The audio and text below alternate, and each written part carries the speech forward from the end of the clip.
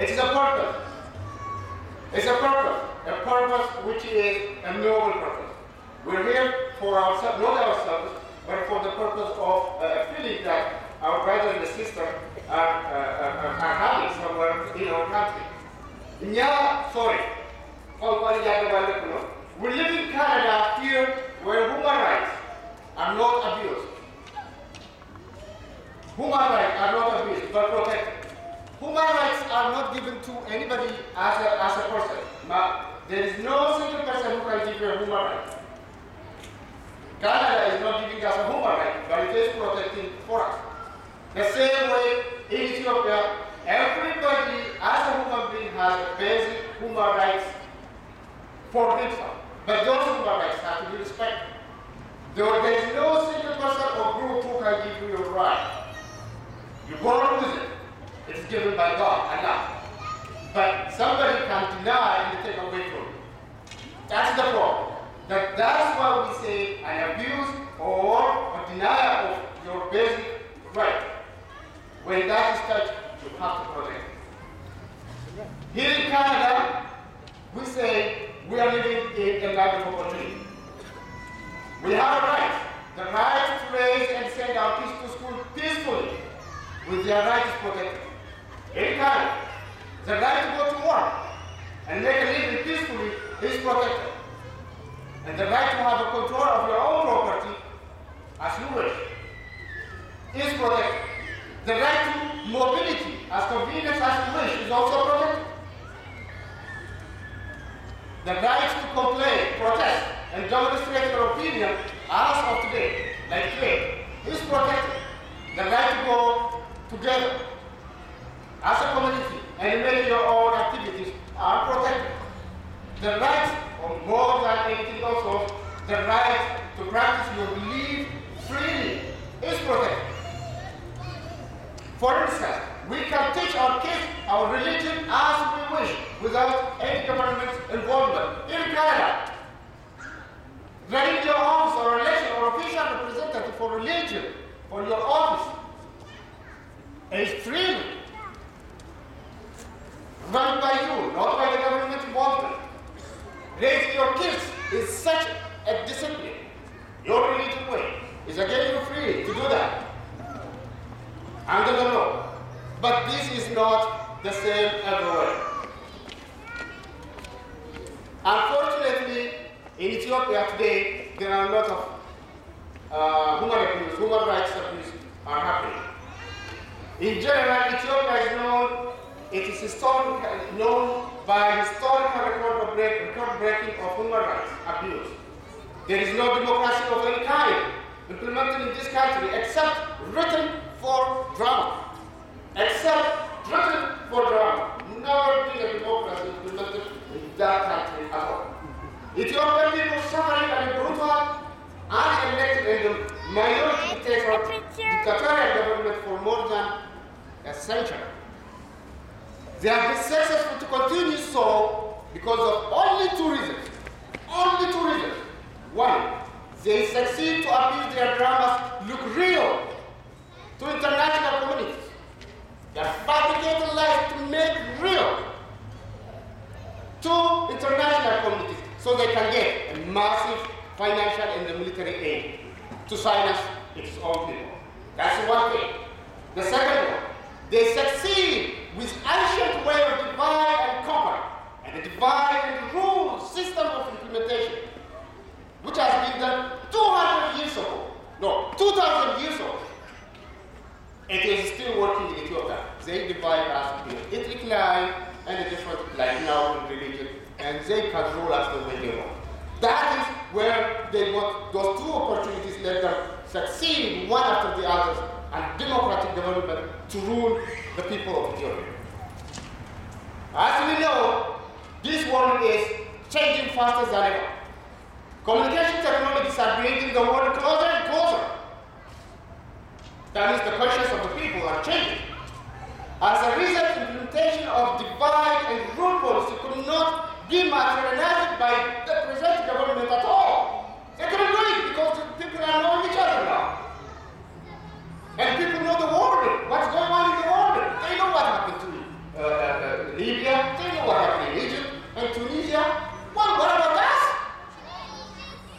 doesn't mean it is related, it's completely different, but people can see the world now because the facilities of communication is better than ever, and the world is closer and closer. As they plan, as the government planned, the last remaining drama that can help them prolong their autocratic power over Ethiopian people is to create unprecedented kind of religious conflict and play anti-terrorist card with international communities. Again, another drama. This is the last remaining resort for Ethiopian government to divide and rule, because people are conscious now. It's midnight in the world. And religion has been dead before. There is no division in Ethiopia because of religion. Culturally, we're better off the world. But today, they want to create and implement as a last resort. Muslim and Christian of Ethiopia jointly say no to the new dangerous way of divide and rule. And like other countries in the world, culturally, Muslim and the Christian of Ethiopia built a unique relationship that makes us all proud. They are not living only side by side, like they said in other words. Muslim and the Christians are living side by side. We're not only living side by side, we're living together. The tolerance and respect built among each other is not easily breakable. The Ethiopian government or someone else cannot easily break the relationship that built for thousands of years in Ethiopia. It is not breakable. It is not easily breakable. It's a strong bond that cannot be manipulated. Allahu Akbar. Alhamdulillah. Inshallah. Allahu Akbar. There have never been a sign of terrorism, nor will be in this land, which is Ethiopia, as protected well by well-developed unique religious practicing culture. Never going to sign, and it's not going to be there because of the bond of the culture we have. We guarantee you that. Today, a new unprecedented historical chapter is unfolding in the so-called Ethiopian land. A new chapter, historical. Unprecedented religious uprising, peacefully, not asking for the government power, but the right, a simple power. I want to exercise my religion freely and legitimate right. That should be answered by any government which is responsible. The Muslim communities of Ethiopia stood strong and united against the autocratic government of Meles Zenawi, and they're demanding for protection of their constitutional rights. Constitutional right, like I said, no single person can give you a constitutional right. The right was given to you, like a constitutional right, it can be changed, but basic right, which is in the constitution, cannot be given to somebody. And you born with it, but it should be protected by you. A group or a group of people as an individual can take off your basic right, but you have a responsibility individually to protect your basic rights. For the last several months, a peaceful protest in all over the country by million supporters, particularly in the capital, demanding the legitimate constitutional religious practices right.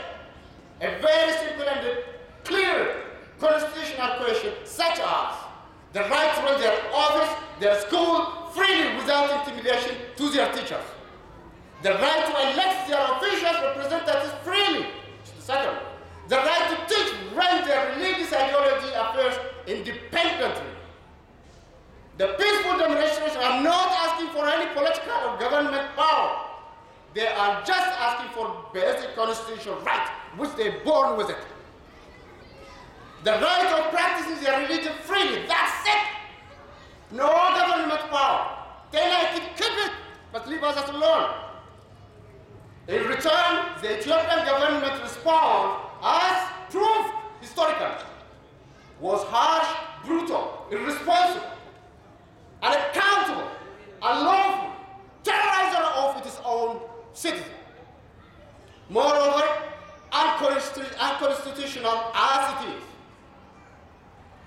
Autocratic Meles Zenawi government armed police shot and killed the peaceful residents of Atsasa, which is Oromia region, while leaving the mosque from Friday prayer. Broken into mosque in the capital Addis Ababa, Finland, destroyed the property and the food being prepared for charity. You don't destroy the food in that country. Shot and killed several people in the mosque, beaten and a massive arrest of a man and a woman from the mosque.